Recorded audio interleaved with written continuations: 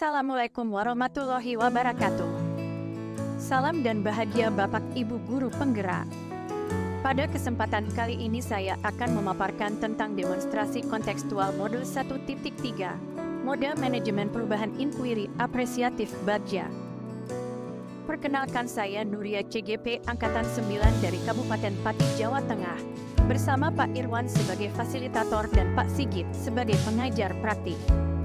Untuk merumuskan prakarsa perubahan yang efektif, guru penggerak perlu menggunakan pendekatan ATAP. ATAP merupakan singkatan dari aset, tantangan, aksi, dan perubahan. Berikut rancangan ATAP yang saya buat dengan tujuan awal, meningkatkan motivasi dan kreativitas belajar peserta didik melalui pemanfaatan teknologi. Dalam merumuskan prakarsa perubahan visi guru penggerak, selain menggunakan pendekatan ATAP, kita juga bisa menggunakan pendekatan inquiry apresiatif. Pendekatan ini mengidentifikasi hal baik yang ada di sekolah dan mencari cara bagaimana hal tersebut dapat dipertahankan serta memunculkan strategi untuk mewujudkan perubahan ke arah yang lebih baik.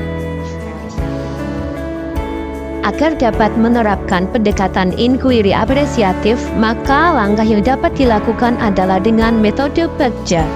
Bagja terdiri dari buat pertanyaan utama, ambil pelajaran, gali mimpi, jabarkan rencana, dan atur eksekusi.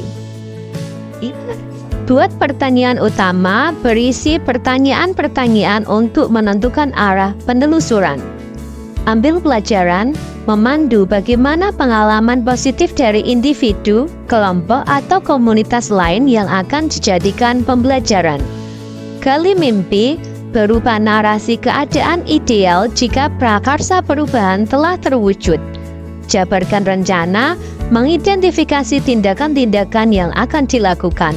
Dan atur eksekusi membantu transformasi rencana menjadi nyata.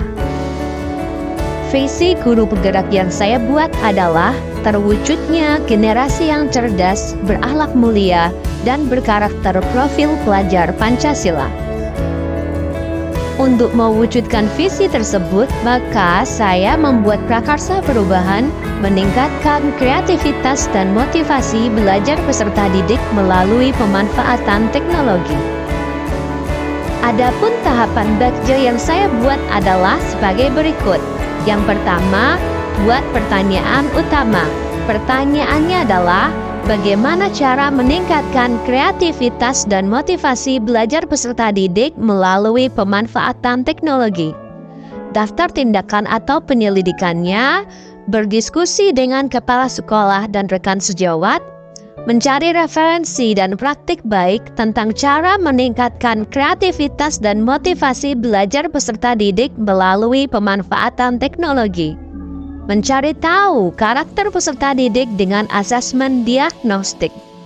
Tahapan yang kedua, ambil pelajaran. Pertanyaannya adalah, siapa guru yang ahli dalam bidang teknologi dan sering memanfaatkan teknologi? Teknologi apa saja yang telah digunakannya?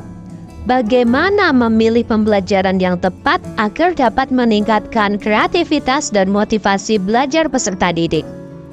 Daftar tindakan atau penyelidikannya, mencari referensi tokoh guru yang ahli dalam bidang teknologi dan mencari referensi berupa media atau teknologi pembelajaran yang dapat meningkatkan kreativitas dan motivasi belajar peserta didik. Tahapan yang ketiga, gali mimpi. Pertanyaannya adalah, apakah pemanfaatan teknologi dalam pembelajaran dapat meningkatkan kreativitas dan motivasi belajar peserta didik? Bagaimana agar pembelajaran berbasis teknologi dapat diterapkan pada guru kelas lain? Dan apakah ada keterkaitan antara pemanfaatan teknologi dalam pembelajaran dengan dimensi profil pelajar Pancasila? Tindakannya, membuat lembar observasi tentang kreativitas dan motivasi belajar peserta didik.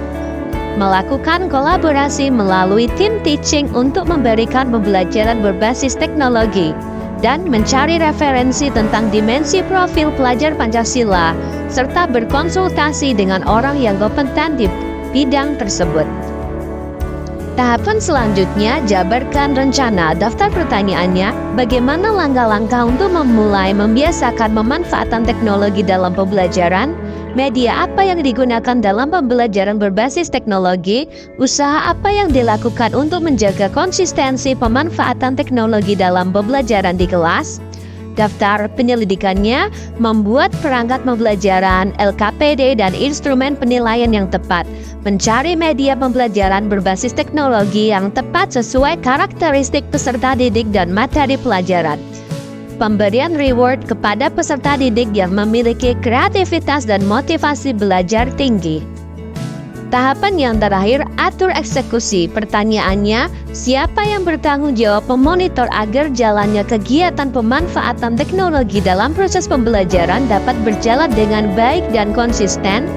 Daftar tindakannya, membuat jadwal kegiatan pembelajaran menggunakan teknologi yang bervariasi setiap minggunya. Demikian pemaparan ini tentang demonstrasi kontekstual modul 1.3 manajemen perubahan inquiry apresiatif Bagja. Semoga bermanfaat dan dapat menginspirasi. Terima kasih, salam dan bahagia.